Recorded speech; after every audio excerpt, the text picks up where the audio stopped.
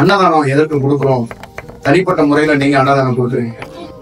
உங்க பிறந்த நாள், உங்க கல்யாண நாள், உங்களுடைய முக்கியமான நாள், உங்க தாய் தந்தையோட தவறுன நாள், உங்க தாய் தந்தை நினைவு நாள், 60ஆம் கல்யாண நாள், இந்த மாதிரி கொடுக்குறீங்க. அது என்ன அப்படின்னு கேட்டீங்கன்னா, நல்ல தபஸ் பண்ணவங்கள்ட்ட நீங்க காசு கொடுத்து அரிசி கொடுத்து அன்னதானம் பண்ணுனா அது வேற. நீங்க ஸ்ட்ரைட்டா பண்ணா உங்க கரும வினைய இன்னொருத்தர் வாங்கிக்கிறார். நல்லா ஞாபகம் வச்சுக்கோங்க. நீங்க நேரடியா அன்னதானம் பண்ணா உங்களுடைய கர்ம வினைய எனக்கு நீங்க கொடுத்தா கூட உங்க கர்ம வினைய அந்த உணவா எடுத்துதான் நான் சாப்பிடுவேன். புரியுதுங்களா? ஆனா ஒரு யோகி அன்னதானம் பண்ணா அதுல கர்ம வினையே இருக்காது. அதனாலதான் வள்ளலார் கொடுக்கிற உணவுல கர்ம வினை இருக்காது. அந்த அணையா அடுப்புங்கிறது என்னன்னா அதுவே தீட்சை, அதுவே ஆசீர்வாதம். அதனாலதான் கோயில் பிரசாதத்தை கண்டா நம்ம வேக வேகமா போய் புளி சாதமா இதை வாங்கி திங்கிறது எதுக்கு வெயிட் பண்றோம்னா அது இறைவனிட்ட இருந்து வர்ற அது செயல். அப்ப யாராவது பணம் கொடுத்தா கூட ஒரு தவஸ் பண்றவங்ககிட்ட என்னன்னா அது பிரபஞ்ச பணமா மாறிடும்.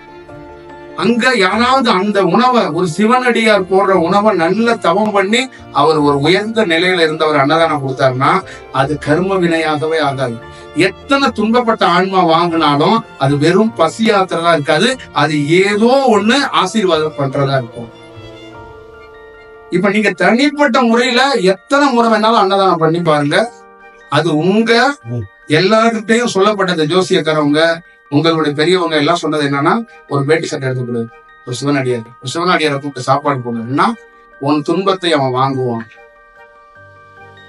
உங்ககிட்ட இருந்து புண்ணியத்தை வாங்க முடியாது, ஆனா எங்க கிட்ட இருந்து புண்ணியத்தை தான் வாங்க, எங்க கிட்ட இருந்து ஆசீர்வாதத்தை தான் வாங்க.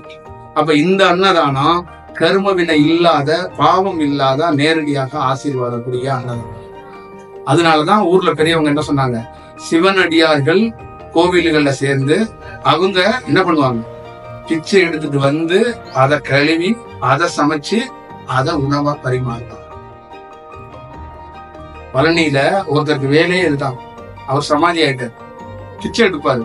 எதுக்கு பிச்சை எடுப்பாருன்னா, இப்ப வேற மாதிரி கோயில் வாசல்ல உட்காந்து உங்ககிட்ட கொடுக்குறியா 10 ரூபா கொடுக்குறியா 50 ரூபா கொடுக்குறாங்களா, அவங்க கிடையாது. அப்ப எல்லாம் யாருமே காசு கூட போடாம காலம்.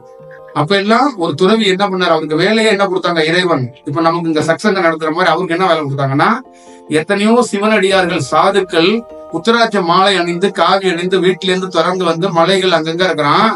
நீ என்ன பண்ணனா அவனுடைய பிரதான தலைவனாக இருந்து வழி நடத்தணும். எப்படி வழி நடத்தணும்னா, ஒவ்வொரு வீட்டு வாசல்லையும் போய் அரிசியோ பருப்போ கையேந்து, அவங்க திட்டினாலும் பரவாயில்ல, நீ கையேந்தி அதை எடுத்துட்டு வந்து சமைச்சு சிவனடியார்களுக்கு உணவாகும்.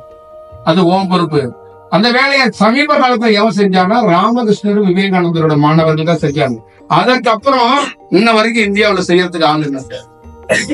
அந்த 2 பேரோட போயிடுச்சு. பிச்சை எடுத்துட்டு வந்து சோறு போட்டவங்க அந்த 2 பேர் தான் லாஸ்ட்ல. விவேகானந்தத்தை வந்து இப்ப ராமகிருஷ்ணர் கொடுத்துட்டு போனது நல்ல சீடர்களை சன்னியாச பரம்பரையில கொடுத்துட்டு போனாரு. அப்ப அவங்க என்ன பண்ணாங்க, பிச்சை எடுத்து அவங்களே சமைச்சு சாப்பிட்டுருக்காங்க. ஆனா இன்னைக்கு நீங்க ஒரு நாள் பிச்சை எடுத்து சாப்பிட்டு பார்க்க முடியுமா? ஓடி போயிருவீங்க. பிச்சை எடுத்துட்டு வந்து ஒரே ஒரு நாள் நீங்க சாப்பிட்டுங்க, நீங்க நல்லா வந்துருவீங்க அப்படின்னு நான் சொன்னீங்க. யாராவது பிச்சை எடுப்பீங்களா?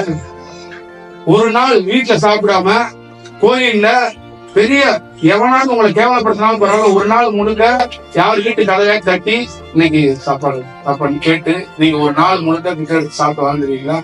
கோயில்ல அன்னதானம் போறது பிச்சை கிடையாது, அதை வாங்கக்கூடாது. வலுக்கட்டாயமா போய் கேட்டு வாங்கி நீங்க சாப்பிடணும். அப்படி பண்ணிட முடியுமா?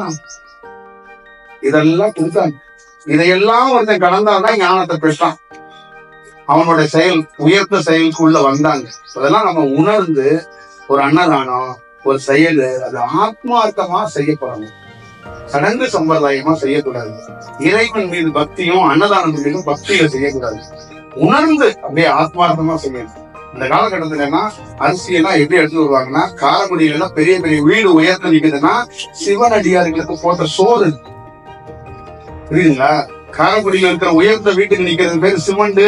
அந்த செங்கல் எல்லாம் தாண்டி நிறைய சிவனடியார்களுக்கு போட்ட சோறுடைய ஆசீர்வாதம் நிக்குது. நிறைய வீடு எனக்கு தெரியும், எத்தனை வீடு நிக்குது அங்கன்னு. அந்த மாதிரி நல்ல சிவனடியார்களுக்கு ஆத்மார்த்தமா நீங்க அன்னதானம் எங்கேயாவது கொடுக்கணும்னு விருப்பப்பட்டீங்கன்னா அது எப்படி கொடுக்கணும்? ஒருத்தர் இருந்தாலும் அந்த ஆத்மார்த்தமா உயிர்ல இருந்து செய்யணும்.